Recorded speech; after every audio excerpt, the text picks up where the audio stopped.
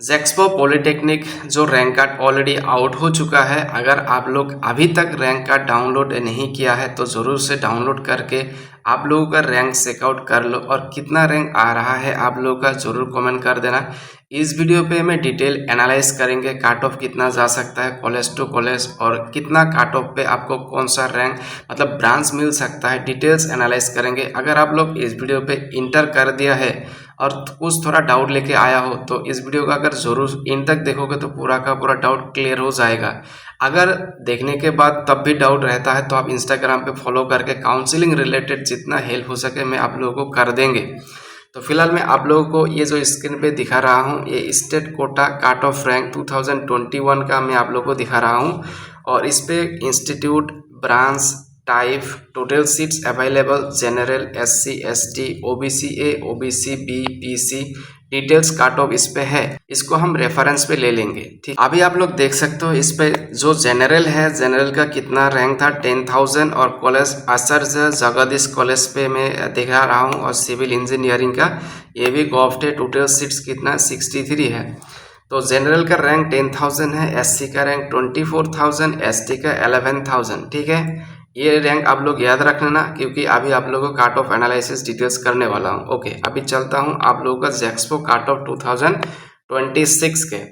अगर मान लो आपका रैंक मिल गया है उसके बाद आपको क्या करना है, चेक करना है आपका रैंक कितना है। ओके, तो उसके बाद आपको चेक करने के बाद रैंक कार्ड को आपको डाउनलोड करना है। ये स्टेप्स आपको फॉलो करना है। रैंक चेक कर लिया, डाउनलोड भी कर लिया। अभी आपको क्या करना होगा, कॉलेज देखना होगा आप कौन सा कॉलेज पे जाने वाला हो। ये आपको पहले सोच करके रखना होगा। लिस्ट, कॉलेज का लिस्ट आपको आपके पास रखना होगा। मान लो आप घर के अगल बगल कोई एक कॉलेज लेना चाहते हो तो आप पहले सर्च करके रखो कि घर के अगल बगल कौन सा कॉलेज अवेलेबल है और वो कॉलेज पे कितना काट ऑफ जाता है, कौन सा कैटेगरी आप लोग हो, उसी हिसाब से पहले आपको एक लिस्ट बनाना है। तो कॉलेज मैंने सिलेक्ट कर लिया हूँ। उसके बाद कॉलेज में जाने के लिए आपको कौन सा ब्रांच पे आपको सिलेक्ट करना है मतलब पढ़ना है वो तो आपको जानना होगा। तो आप ब्रांच भी सिलेक्ट कर लिया हो, इस पे कोई दिक्कत फिलहाल अभी आप लोगों का नहीं है। तो ब्रांच के अंदर आपको क्या क्या ब्रांच मिलेगा, जैसे कि electrical engineering, mechanical engineering, computer, मतलब मेन ब्रांच आप लोग यही मान सकते हो। इससे और भी ब्रांच है, बस ये 3 एग्जाम्पल लेके आपको समझा रहा हूँ। मान लो आपको चाहिए इलेक्ट्रिकल और किसी को चाहिए मैकेनिकल और किसी को चाहिए कंप्यूटर इंजीनियरिंग। ठीक है, तो आपका रैंक के बेसिस पे आपको ये जो 3 कोर्स अवेलेबल है या ब्रांच अवेलेबल है आपको मिल जाएगा। तो अभी ध्यान से सुन लेना, आपका रैंक कितना है, मान लो 10 के रैंक है मान लो। ठीक है, तो मान लेने के बाद आप देखो रैंक या उससे बिलो या उससे हाई कौन सा कॉलेज पे है। 10 के आपका रैंक है, उस 10 के रैंक से बिलो कौन सा कॉलेज पे काट ऑफ गया है और उससे हाई कौन सा कॉलेज पे गया है वो आपको चेक करना है। तो मान लो आपका एक कॉलेज पे मिल गया है जो काट ऑफ 9,752, तो आप वो कॉलेज भी सिलेक्ट कर सकते हो प्रीफरेंस पे। किसी कॉलेज पे 8,720 गया है काट ऑफ तो उसी हिसाब से उस कॉलेज को भी आप प्रीफरेंस पे रख सकते हो। अगर 7K के अंडर और 8K के अंडर कोई भी कॉलेज आप प्रीफरेंस पे सिलेक्ट कर सकते हो। प्रोसेस मतलब आपको सांझे से मिलने का वो कॉलेज, अगर इतना तक रैंक आप सिलेक्ट करोगे तो। अगर आप लोग इसी रैंक से कोई भी एक कॉलेज नहीं मिलता है तो आपको देखना होगा 10K से थोड़ा ऊपर जाना होगा, मतलब 10,000 मतलब आपको 10,232 आपको देखना होगा। ठीक है, उसके बाद आपको 16,000 रैंक से आसपास आपको देखना होगा कौन सा कॉलेज पे काट ऑफ गया है। मतलब अगर आप एक्सपेक्टेड मानोगे तो 10K से 13K जो भी कॉलेज है सबको मतलब जहाँ पे electrical engineering, mechanical engineering, computer science engineering जो कॉलेज पे अवेलेबल है और इतना रैंक तक 10,000 और 13,000 रैंक तक है तो फिर आप सिलेक्ट कर सकते हो सांझे से मिलने का। क्योंकि आपको टोटल प्रीफरेंस बहुत सारा देना है। आप 2-3 प्रीफरेंस या 10 प्रीफरेंस दे के मत सबमिट करिए। ठीक है, आप लोग जितना हो सके ज़्यादा से ज़्यादा से प्रीफरेंस को सिलेक्ट करना है, क्योंकि ज़्यादा प्रीफरेंस सिलेक्ट करोगे तभी आपको कॉलेज मिलने का प्रोबेबिलिटी बहुत हाई रहेगा। ठीक है, क्योंकि 580 समथिंग प्रीफरेंस आप सिलेक्ट कर सकते हो, जितना हो सके आप दे देना। मान लो आपका रैंक 30 के आ रहा है, ठीक है, मान लो आप अगर कॉलेज सिलेक्ट करोगे 5 के रैंक वाला, तो आपको ऐसे भी नहीं मिलेगा वो कॉलेज। तो अगर आप लोगों का रैंक 30 के अंदर आ रहा है तो आपको सिलेक्ट करना होगा कि 27 के अंदर, 26 के अंदर या 29 के अंदर। उसके बाद अगर इससे ऊपर जाओगे तो 31 के, उसके बाद 34 के, मैक्स 35 के तक आपको देखना होगा। ठीक है, इसी तरीके से आपको कॉलेज सिलेक्शन करना होगा या प्रीफरेंस देना होगा, ध्यान में रखो। ओके, अभी आपको किस तरह से देना होगा, असेंडिंग ऑर्डर में आपको देना होगा, मतलब लो टू हाई जाना होगा आपको। ठीक है, ये बात ध्यान में रखो, आपको असेंडिंग ऑर्डर में ऐसा नहीं करना है आपको हाई से लो तक आना है, नहीं, ऐसा करोगे तो फिर आपको कॉलेज मिलने का प्रोबेबिलिटी पूरा लो रहेगा।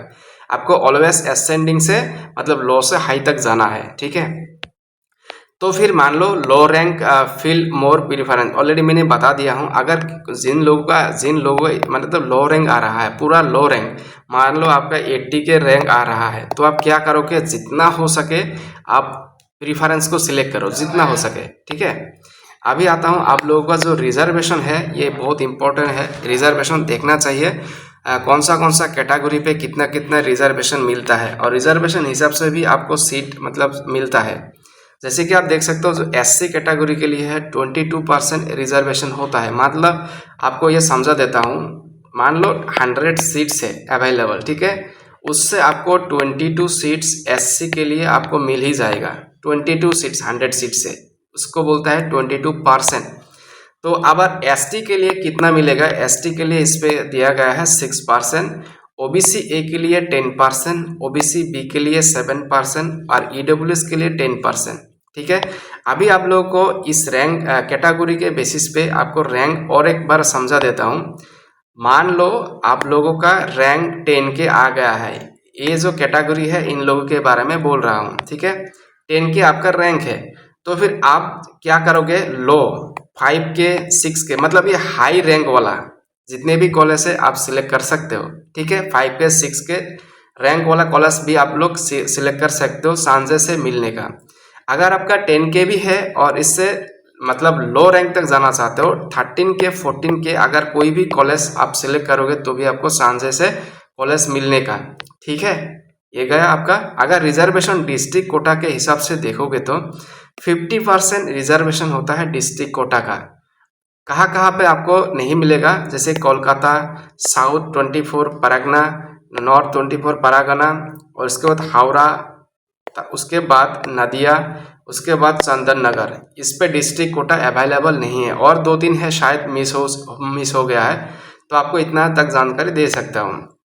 फीमेल कोटा भी अवेलेबल है, और फीमेल कोटा के लिए आपको कितना सीट्स अवेलेबल है, 20% सीट्स, मतलब 100 सीट से आपको 20टा सीट्स क्या मिलेगा, फीमेल को मिलेगा। समझ गए ना।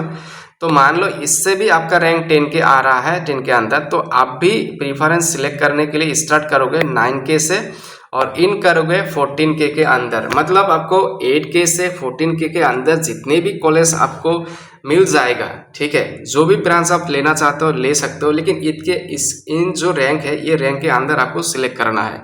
ऐसा नहीं करना है आपका रैंक 10K है तो फिर आप सिलेक्ट करने गए हो मतलब 2K रैंक वाला कॉलेज, 2K रैंक वाला कॉलेज, उसके बाद आप 50 रैंक वाला कॉलेज, तो 50 रैंक वाला कॉलेज आपको ऑटोमेटिक मिल ही जाएगा। ठीक है, क्योंकि आपका रैंक 10K है। अगर आप और भी लोएस्ट रैंक पे सिलेक्ट करोगे तो फिर आपको मिलेगा, लेकिन अगर हाई रैंक पे सिलेक्ट करोगे तो फिर चांसेस बहुत कम होगा। 10K रैंक अगर 1K रैंक वाला कॉलेज सेलेक्ट करोगे तो फिर चांसेस बहुत कम होगा। तो इसी रिगार्डिंग आपको प्रीफरेंस जो है, प्रीफरेंस आपको देना होगा, तभी आपको कॉलेज मिलने का प्रोबेबिलिटी बहुत ही हाई रहेगा। ठीक है, ये बात ध्यान में रखो। और अगर आप लोगों का कोई भी डाउट होता है मतलब आप इंस्टाग्राम पे DM कर देना, आपको डाउट क्लियर कर दिया जाएगा। ओके, तो बस इतना ही जानकारी देना है।